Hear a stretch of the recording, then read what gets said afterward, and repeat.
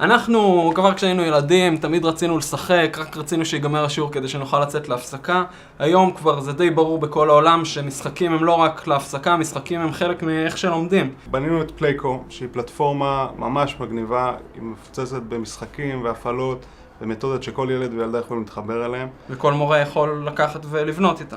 יש שיעורים מוכנים בכל הנושאים. אבל אתם המורים יכולים לקחת, יש לכם סל פעילויות ולרוץ עם זה.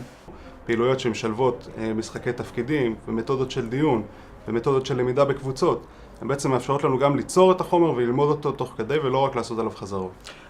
אחת מהבעיות שאנחנו מכירים כאנשי חינוך זה שכל הטכנולוגיות למידה האלה שמפילים עלינו גורמות לנו, המורה, להיות מחוץ לעניינים. הילדים משחקים עם עצמם, משחקים בלומדות שיש להם. מה שאנחנו מציעים זה לקחת את הכיתה, לשמור אותה במבנה שלה, לשמור את התפקיד של המורה. הוא אפילו יותר מרכזי כי הוא צריך להנחות, הוא צריך לנהל את הדיונים על המשחקים שהם עושים.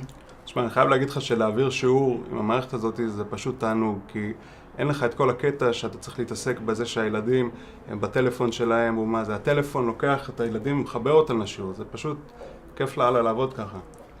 אז אנחנו מזמינים אתכם, מורים, מורות, לקחת את הפלטפורמה שלנו, להיכנס לאתר שלנו, להתרשם, לראות את הפעילויות, ואחר כך ליישם את זה בלמידה שלכם כמורים. תצטרפו אלינו.